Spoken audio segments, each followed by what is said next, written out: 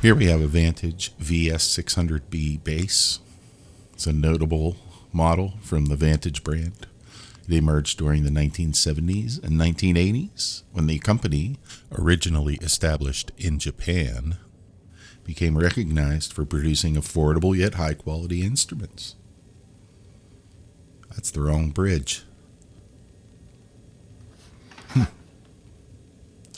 The VS600B, or witch bass, features a distinctive design with its double cutaway body, typically crafted from solid woods, and often incorporates active electronics that provide a versatile sound palette. Not this one. Vantage bass guitars, including the VS600B, gained popularity among musicians seeking reliable performance without the premium price tag associated with many higher-end brands. They are now considered collectible items for enthusiasts and vintage guitar lovers. Ooh, that's nasty looking. Look at that. But look, the original bridge had 3 posts. Oh, it's all beat up. It's all beat up. Somebody put the strings through the body. I didn't do that. I didn't own this bass the whole time, only part of the time. We're going to get rid of that. I don't know how well I can clean this bass. It's pretty ugly. This was the bass that I played my first gig on. I was a bass player in a country band. I think I was 14. Maybe younger. Made in Japan. But it's a 3-piece maple neck. Old style tuners. They still work. Body's got a little comfort carve in case you're uncomfortable with the witch bass. These frets are going to need some work. I take that nasty bridge off because I found something on Amazon made by Geiger. Geiger 3.4 string bass bridge. That looks like the right one, doesn't it? Well, we'll find out. Alright, here's the bass. I've got it on this little swivel chair right now. This is my workbench. I'm going to take these strings off. I remember the story about this bass. I was probably around 12 or 13 when my brother got this. He traded a Yamaha acoustic for it to one of his friends. Really one of my friends too. But I was too young at that point to be friends with him. Anyway, so that means it came into our family roughly 1981, 82. It probably got ignored for some time. These strings are probably at least 20 years old, at least. Shortly after that, I began to play bass in a band. Not really a band. It was my guitar teacher's friend was learning to play pedal steel. He was pretty atrocious at it. Forget the guy's name even. He used to call me Tricky Ricky. I hated that. Anyway, so he wanted to do traditional country songs like, hey, good looking, what you got cooking, and you're cheating hard, and stuff like that. And they were so easy to play.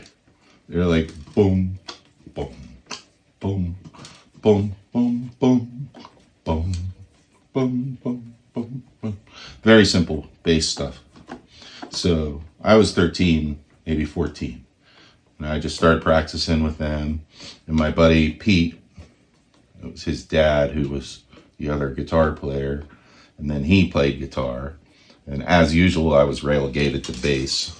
The story goes that we played one gig. The band was called The Traditionals. We played one gig. And we loaded everything into one pickup truck with a cap. And this bass went in. I didn't have a case for it. And I remember thinking to myself, it's going to get scratched. And when we got to the gig, oh yeah, it was scratched. It had rolled all around the truck with all the other gear. And that's where the majority of these ugly scratches come from. So they happened on my watch. I'm slightly ashamed of this. But hey, I think I was 14. 1983. and I was heading to a gig to play Hey, Good Looking, What You Got Cooking, where I made $50. Those are the things I remember. Oh, and the gig was at the Mercer Moose, Mercer, PA. Somehow this got traded to my cousin for a little while. And I think that's where the bridge went wrong. I think that the bridge, I was reading the Reddit kids. People were asking about the bridge for this bass. Apparently they go bad, they break. So people were like, well, you got to get the bridge for the whatever Epiphone bass uses, the same bridge. Well, I just went on Amazon and searched for 3-point bridge. And when it comes, I'll see if it fits. Now, this is a string through bridge. So my cousin's husband, he had to cut these holes. Look, there's a screw in right there. Wow, that's crazy. This is not going to be used anymore. It's really dirty. So that's the story of the bass. I got it back eventually. I forget why. I needed it for something, I think. I don't know. I got it back, and this is what it was like. And so, this nasty bridge is going away for good.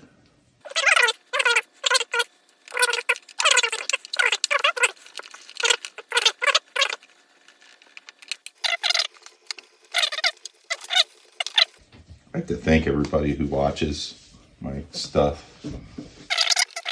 This thing's been hanging on my wall over there for about 12 years. Hasn't been used that much. A couple of times. I can't wait to get my bridge. Now, we still have the 3, I don't know what you call them, bushings in there. And they should work. If they don't, I'll have to pull them out. All right, it's time to do frets. Let's do the fingerboard first. Perhaps we should check the frets and see how level they are. These are rusty screws. All right, we're taking a look in here. How did they do it back in the day? That's not bad. This bass has really taken some abuse. Actually, this bass is also used in my classroom when I was a school teacher. Now that I remember that. Could be that I'm the first person that's ever opened up that cavity.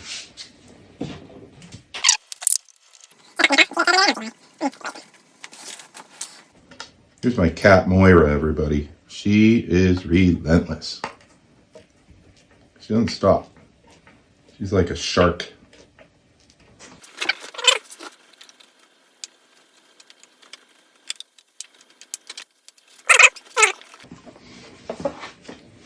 This is a bass that's beyond sales. I don't think you could sell this to anybody.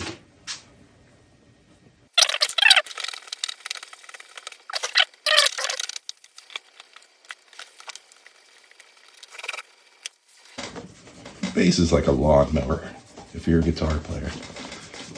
You gotta have it working in case you need to use it. All right, we've got a fret rocker.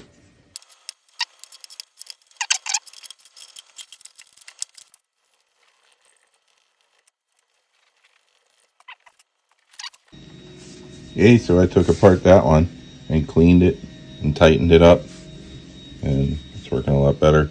And these guys are, see how tarnished and nasty they are? They're about to get the same bath. Here are these nasty tuners. You see that they've got all this corrosion on them, but that stuff wipes right off. But these are the old style. This one's kind of dented, and that you can take them apart.